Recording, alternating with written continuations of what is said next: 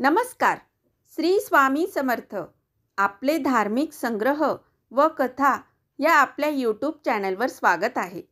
आजच्या व्हिडिओमध्ये आपण भारतीय परंपरेतील काही अनोखी रहस्य ज्यांचा संदर्भ आपलं दैनंदिन जीवन आणि अध्यात्माशी आहे, या व्हिडिओमध्ये आपण जाणून घेऊ. दक्षिणेकडील समईची ज्योत का न लावावी? शिवपिंडीला अर्धीच प्रदक्षिणा का घालावी? समईत विषमवातींचं महत्त्व काय आहे? त्यासाठी व्हिडिओ शेवटपर्यंत नक्की ऐका, कारण शेवटी तुम्हाला आपल्या परंपरेत दडलेलं एक महत्त्वाचं गुपित मी सांगणार आहे, जे तुमचं आयुष्यही बदलू शकते. 1. देवासमोर लावलेल्या समईची ज्योत केव्हाही दक्षिणेकडे का असू नये? तर त्याचे उत्तर आहे, ती यमाची मृत्यू दिशा आहे. यमाची पूजा केली जात नाही. फक्त दिवाळीत यमद्वितीयाला यमाचे पूजन केले जाते, तेव्हा दक्षिणेला दिवा लावला जातो. 2. स्त्रियांनी केव्हाही तुळस का तोडू नये? तर ती सौभाग्य देणारी तुळस असते म्हणून. 3. देवदेवतांना वंदन करताना डोक्यावरील टोपी का काढावी? ब्रह्मरंध्याकडे निर्गुण ईश्वरी ऊर्जा आकृष्ट होते व ती ग्रहण करण्यासाठी टोपी काढावी. 4. शिवपिंडीला अर्धीच प्रदक्षिणा का घालावी? तर त्याचे उत्तर असे आहे, शिवसूत्र आहे महादेवाचे. रुद्रगण, पितृगण लिंगाच्या टोकाला तीर्थप्रसादासाठी बसलेले असतात, त्यांना प्रदक्षिणा होईल म्हणून. 5. एकाच घरात 2 शिवलिंगे, 2 शाळीग्राम, 2 सूर्यकांत, 2 चक्रांक, 3 देवी, गणपती व 2 शंख पूजेस का पूजू नये? तर प्रत्येक गोष्टीत एक तत्व असते. आईबाप 2 होऊ शकत नाही, एकच असतात. अद्वैत्वाची पूजा करतात, द्वैत्वाची पूजा केली जात नाही म्हणून. 6. गायत्री मंत्र आसनावर बसून जपावा. रस्त्यातून जाता येता किंवा गाडीत का जपू नये? तर त्याचे उत्तर आहे, हा मंत्र राज आहे. ज्या मंत्रांना बीज असतात ते मंत्र सोवळ्यातच आसनावर करायचे असतात, कारण चित्ताची एकाग्रता महत्त्वाची असते. रस्त्यातून जाता येता किंवा गाडीत जपताना ती एकाग्रता साधत नाही व शरीर दोष येतो, अंतर्मुखता साधत नाही, त्यामुळे मंत्र जपाचे फळ मिळत नाही म्हणून. 7. शाळीग्राम पूजावयाचे ते सम पूजावेत, मात्र समानमध्ये 2 का पूजू नयेत? तर त्याचे उत्तर आहे, शाळीग्राम हा स्वयंभू आहे, हे विष्णूचे प्रतीक आहे व 2 पूजले तर कर्त्याला उद्वेग कलह प्राप्त होतो म्हणून. 8.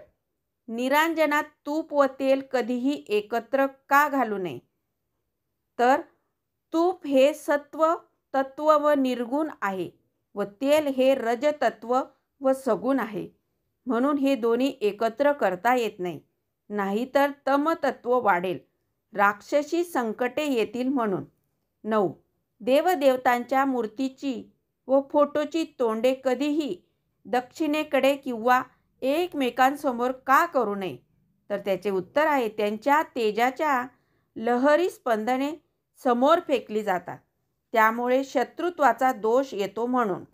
10. विष्णूच्या मस्तकावर वाहिलेले फूल मनुष्याने आपल्या मस्तकावर का ठेवू नये? फुले ही देवतांची पवित्रके आहेत. विष्णू तत्व व चैतन्य त्या फुलात येते, ते शक्तिस्वरूप असते. ही शक्ती आपणास सहन होत नाही म्हणून. 11.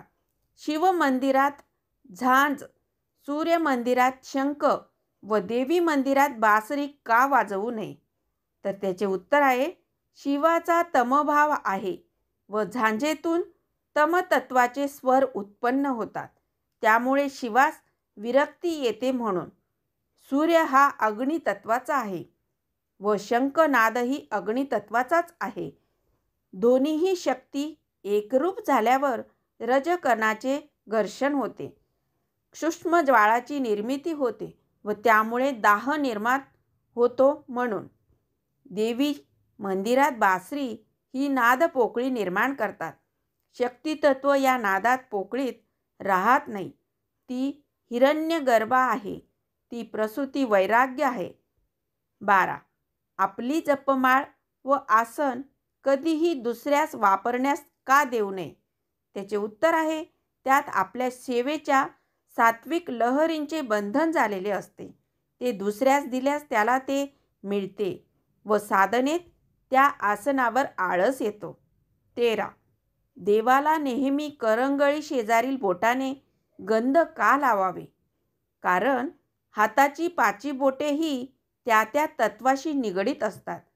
अंगठा आत्मा, तर्जनी पितर, मध्यमा स्वतः, अनामिका देव, करंगळी ऋषी. म्हणून देव बोटानेच देवाला गंध लावावे.